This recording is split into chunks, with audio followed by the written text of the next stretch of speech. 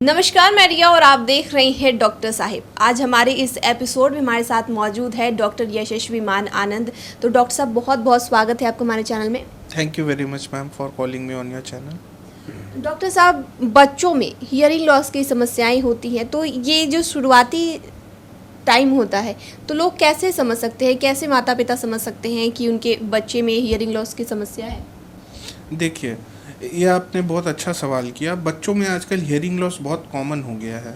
ख़ास के अगर हम स्टैटिस्टिक्स देखेंगे तो बच्चों में करीब less 10 children up to 10 children का हियरिंग लॉस होता है 1000 बर्थ्स में। यानी 100 बच्चे जो जन्म लेते हैं उनमें से 10 बच्चों तक में हियरिंग लॉस पाया जाता है। दूसरा, अगर एट रिस्क बच्चे हैं, एट रिस्क बच्चों का क्या मतलब हुआ, यानी प्री टर्म बॉर्न हुए जो बच्चे, यानी समय से पहले जिनको निकाल लिया गया। इसके अलावे माँ को कोई बीमारी हो, समस्या हो, वैसे बच्चों में ये हियरिंग लॉस बढ़ के 50 तक जा सकता है। यानी कि 1000 बच्चों में 50 बच्चों तक ये हियरिंग लॉस होता है। और इसको समझने का बहुत आसान तरीका है। जैसे कि 3 महीने तक का जब बच्चा होता है तो वैसे बच्चा आपका बोलिएगा या कहिएगा उसका नाम तो उसका गर्दन मुड़ना चाहिए उस तरफ, जब 3 महीने का बच्चा होता है। जो 6 महीने का बच्चा होता है वो 2 वर्ड तक बोल सकता है। जैसे कि 2 वर्ड, कोई भी मामा, बाबा, पानी लाओ, ऐसे 2 वर्ड्स तक वो बच्चा बोल सकता है।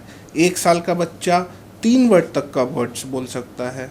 इस तरह से माँ बाप समझ सकते हैं कि मेरे बच्चे में कोई हियरिंग लॉस का प्रॉब्लम है कि नहीं है। लेकिन इसमें सबसे ज़रूरी मैम बात ये होता है कि हियरिंग लॉस के बारे में जानना होता है तो इसके लिए एक जांच होती है। इसको हम लोग बेरा बोलते हैं, brain stem evoked response action. तो इस बेरा जांच से हम जान सकते हैं कि हमारा जो बच्चा हुआ है उसमें हियरिंग लॉस है कि नहीं है। And Indian society of otolaryngology recommend करती है कि जो भी बच्चे प्री टर्म बॉर्न होते हैं या जन्म के बाद जिनको पीकू में रखा जाता है, यानी पीडियाट्रिक आईसीयू में, तो उन बच्चों में ज़रूर हियरिंग लॉस का टेस्ट कराना चाहिए। इनफैक्ट वेस्टर्न कंट्रीज़ में तो हर बच्चों में हियरिंग लॉस का टेस्ट होता है। बट चूँकि हमारे कंट्री में साधन की कमी है, इस कारण यहाँ पे केवल एट रिस्क जो चिल्ड्रन हैं उनमें हियरिंग लॉस का केस टेस्ट किया जाता है। तो सर, इसमें बच्चों के लिए अगर किसी बच्चे की समस्या ये ज़्यादा है तो मशीन लगाने की आवश्यकता जो है वो कब पड़ती है? देखिए, इसमें जितना जल्दी से जल्दी मशीन लगा जाए वो उतना अच्छा होता है, क्योंकि एक वो टर्म होता है जिसको हम लोग न्यूरल प्लास्टिसिटी बोलते हैं। इसका मतलब बच्चा जैसे जैसे सुनता है वैसे वैसे उसके नर्व्स डेवलप करते हैं, न्यूरॉन्स डेवलप करते हैं। यानी आप जितने दिन के बाद बच्चे को लाइएगा उतना कम चांस है कि उसका हियरिंग फिर से वापस आ पाएगा।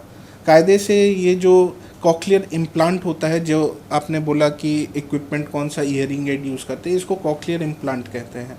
कॉक्लियर इम्प्लांट 3 साल से कम उम्र में लगाने का ही सबसे ज़्यादा फ़ायदा होता है। इसलिए अगर आपको लगता है आपके बच्चे की सुनाई में कमी है तो कृपया करके आप अपने बच्चे को डॉक्टर से दिखाएं। उसका वो हियरिंग जांच यानी बेरा कराएंगे, और बेरा में अगर सुनाई की शक्ति कम पाई जा रही है तो हियरिंग एड यानी कॉक्लियर इम्प्लांट के लिए उस बच्चे को तैयार किया जाएगा। जैसा कि आपने बताया कि 3 साल तक बेहतर समय है। अगर इसके बाद अगर कोई बच्चा उम्र निकल चुका है या 4-5 साल का हो चुका है तो क्या इसके लिए ये मशीन उपलब्ध नहीं है? या ये मशीन 5 साल तक के लिए उपलब्ध है, लेकिन 3 साल से पहले इसके सबसे अच्छे रिजल्ट्स पाए जाते हैं। बट उसके बाद के बच्चों में, जो कि यानी अब आप 8 या 10 साल की उम्र में बच्चा लाइएगा तो वो बच्चा बचपन से नहीं सुना है, वो सुनता नहीं है तो वो बोलता नहीं है, जिसको हम लोग डिलेड स्पीच लैंग्वेज भी बोलते हैं या डेफ एंड म्यूट चाइल्ड भी बोलते हैं। वैसे बच्चों में इस ऑपरेशन का कोई बहुत अच्छा फ़ायदा नहीं देखा गया है। इसलिए मोस्ट इम्पॉर्टेंट है कि बच्चे को हम लोग 3 साल की उम्र से पहले ही वैसे बच्चों को पहचानें और वैसे बच्चों को 3 साल की उम्र से पहले ही डॉक्टर से दिखा के ये जांच करवाएं। कॉक्लियर इम्प्लांट के बाद किसी तरह की सावधानी भी रखने की ज़रूरत होती है? हाँ जी, कॉक्लियर इम्प्लांट एक बहुत मेजर सर्जरी है, उसका खर्चा भी बहुत ज़्यादा है। कुछ स्टेट्स में जैसे साउथ इंडिया में और इसके साथ साथ बिहार में भी अब कॉक्लियर इम्प्लांट का सरकार मुफ्त में दे रही है, और या 50-50% के बेसिस पे है। यहाँ मैं बताना चाहूँगा कि हमारे शहर पटना में एम्स पटना एवं IJMS में कॉक्लियर इम्प्लांट का काम हो रहा है। तो इसलिए आप इन जगह में जाके सरकारी सुविधा उठाएं और ज़रूर अपने बच्चों को इस ऑपरेशन के लिए सजग बनाएं। तो शुक्रिया डॉक्टर साहब, जो आपने जानकारी दी है बच्चों के हियरिंग लॉस के बारे में, उसके लिए बहुत बहुत शुक्रिया। You are welcome madam. तो आप डॉक्टर यशस्वी मान आनंद को सुन रहे थे, जिन्होंने हमारे साथ बहरेपन की, जो बच्चों में होने वाली बहरेपन की समस्या है, उसके बारे में जानकारी साझा की है। इस विषय में आप क्या सोचते हैं, हमें कमेंट कर ज़रूर बताएं। चैनल को सब्सक्राइब करें, फेसबुक पेज को लाइक करें। वीडियो देखने के लिए आपका शुक्रिया।